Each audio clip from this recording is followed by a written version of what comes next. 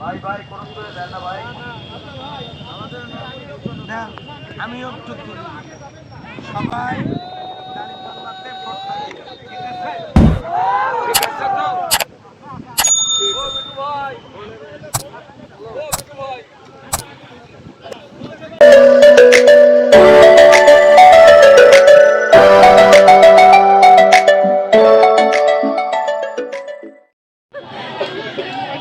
দেশটা সুন্দর হবে।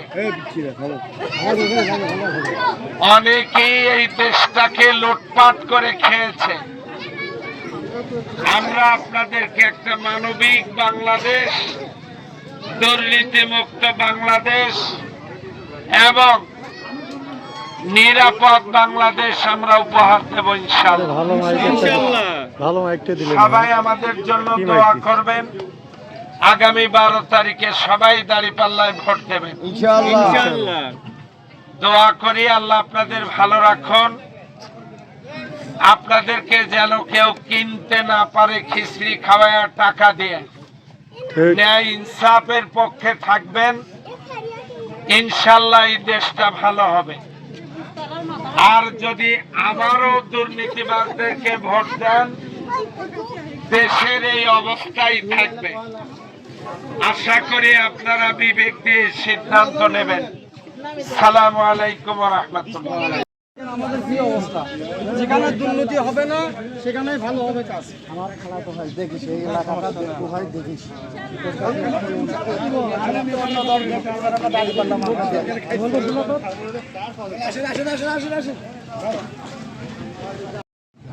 আমি রাষ্ট্রের টাকা দুর্নীতি করে আমি আমার পরকালকে নষ্ট করব না।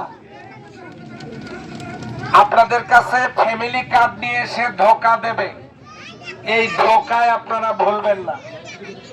আপনাদেরকে বলবে জামাত ক্ষমতায় গেলে আপনাদেরকে বাড়ি থেকে বের হতে দেবে না, এ কথাটা মিথ্যা কথা। তারা আমার ব্যাপারে বলে বেড়াচ্ছে আমি নাকি আমার মাকে ভাত দেই না, বাড়ি থেকে বের করে দিছি। আমার মা 5 বছর আগে মারা গেছে, আমি মায়ের দোয়াটা পর্যন্ত ভোটের আগে নিতে পারি নাই, অথচ তারা এই জাতীয় মিথ্যা কথা বলছে। বিএনপি ধানের শীষ ভোট চাইতে আসবে, ওরা কিন্তু 15 বছর রাষ্ট্র ক্ষমতায় ছিল। আমার প্রশ্ন হলো এখন তারা কি ঘোড়ার ঘাসটা কাটবে? 15 বছরেও তো রাস্তা মেরামত করে নাই, কথা বলেন ঠিক কিনা? সেই জন্য এবার ওদেরকে লাল কার্ড দেখা বিদায় করবেন।